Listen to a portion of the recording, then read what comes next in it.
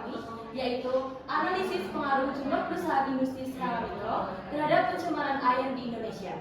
Sebelumnya, perkenalkan, nama aku Zara Faradila dengan NIM I140125104. Nama saya Zulfat Syarifataika dengan NIM I140125106. Nama saya Prasadat dengan NIM I14012510026. Nama saya Baisa Nurhadiah dengan NIM I14012510082. Nama saya Raya Khalifah Pratibia dengan NIM I140125109. Nama saya Nalita Ramadhan Harbaja dengan NIM I24012510001. Nama saya Nisa Kamila Tuntaki dengan NIM I2401251029. Nama saya Talita Sadia Sultana dengan NIM I2401251040. Dan nama saya Ina Aulia dengan NIM I240125152. Nama saya Winda Febian dengan NIM I2401251073. Dan untuk selanjutnya akan dipaparkan oleh beberapa rekan saya.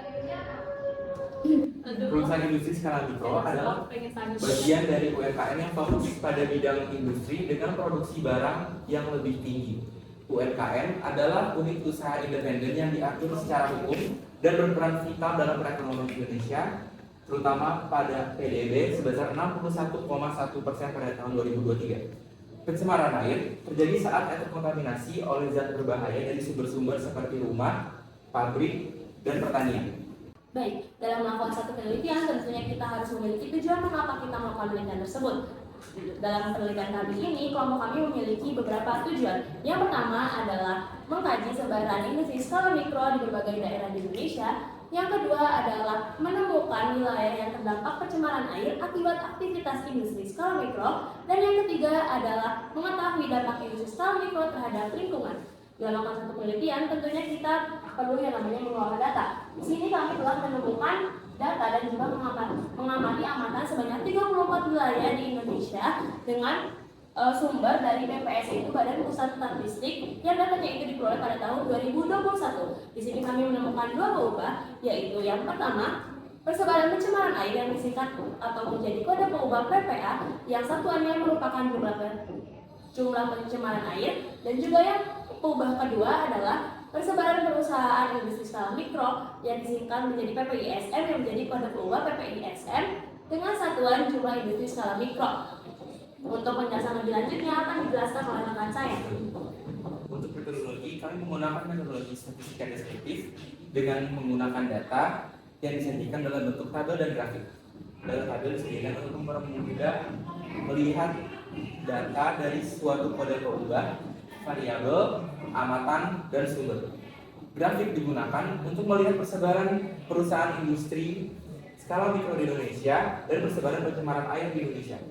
Seperti yang bisa dilihat dalam grafik ini, persebaran industri skala mikro di Indonesia paling banyak berada di Jawa Tengah. Sementara untuk grafik di sebelahnya memperlihatkan persebaran pencemaran air di Indonesia dengan angka terbanyak berada di Jawa Tengah. Hal ini menunjukkan keterkaitan yang sangat erat antara persebaran industri skala mikro dan persebaran pencemaran air di Indonesia. Baik, kita lanjut ke metodologi selanjutnya, yaitu analisis korelasi. Analisis korelasi digunakan untuk melihat bagaimana hubungan antara dua data tersebut. Apakah memiliki hubungan yang sangat kuat atau yang sangat rendah atau tidak kuat. Nah, untuk rumus korelasi bisa kita cari secara manual, yaitu R sama dengan N kali sigma XY dikurang sigma X dikali sigma Y.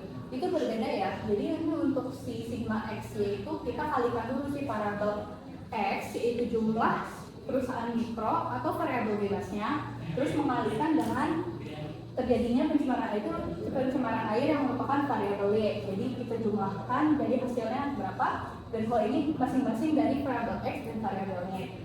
Terus dibagi, jadi dalam akar di dalam kurung N kali sigma X kuadrat dikurang X sigma X dikuadratkan, lalu dikali dengan N dikali sigma X sigma Y kuadrat, sigma Y kuadrat dikurangi sigma Y lalu dipangkatkan 2. Itu untuk rumus manualnya. Kalau bisa kita bisa menggunakan Excel, itu bisa menggunakan rumus Nah, untuk melihat bagaimana sih hubungannya itu memiliki kuat atau tidak kuat, analisis korelasi ini memiliki interval atau klasifikasi dari koefisiennya itu. Dari 0 sampai 0,199 itu memiliki tingkat hubungan yang sangat rendah. Lalu 0,2 sampai 0,399 itu menunjukkan hubungan yang rendah.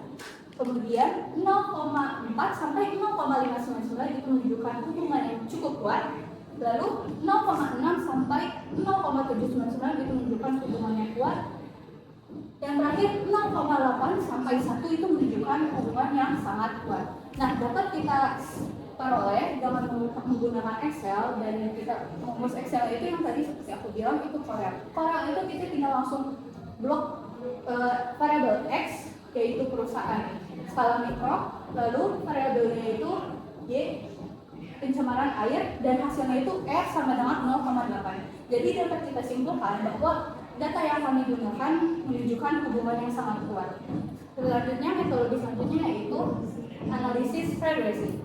Kan tadi setelah kita mencari arah bagaimana tingkat hubungan yaitu analisis korelasinya, kita lanjut ke analisis regresi. Analisis regresi digunakan untuk mencari bagaimana sih arah hubungan dari kedua data tersebut yang sudah kita cari. Oh, ada hubungannya yang sangat kuat. Nah, arah hubungan itu ada dua, yaitu positif dan negatif. Untuk arah yang positif itu menunjukkan jika variabel X meningkat, maka variabel Y juga meningkat. Kalau misalnya negatif, itu variabel X meningkat, maka variabel Y menurun. Jadi dia berkebalikan untuk si variabel Y-nya. Kalau positif dia ikut naik, kalau misalnya X naik. Kalau misalnya dari negatif Y-nya X-nya naik, Y-nya itu turun. Nah, dapat kita cari juga menggunakan rumus manual itu Y sama dengan A plus BX. A itu merupakan sumbu yang berpotongan dengan sumbu X. Dan untuk B itu adalah garis kemiringannya. Nah, jadi kalau misalnya kita sajikan dalam bentuk grafik, dapat dilihat bahwa menunjukkan arah hubungan yang positif karena dari kiri bawah ke kanan atas. Dan kalau misalnya kita melihat dari rumus yang biasa, yaitu hasilnya itu Y sama dengan 0,0015X ditambah 138,72. Yang dilihat itu adalah variabel W-nya karena itu merupakan garis kemiringan. Jadi kalau misalnya si Y-nya itu hasilnya udah positif, itu maka arah hubungannya ke positif. Dan kalau misalnya jadi min BX, nah itu hasilnya negatif. Jadi kalau misalnya kita membaca data yang manual, kita fokusnya di variabel B yang berpasangan dengan variabel X. Oke, sekian dari kelompok kami. Terima kasih.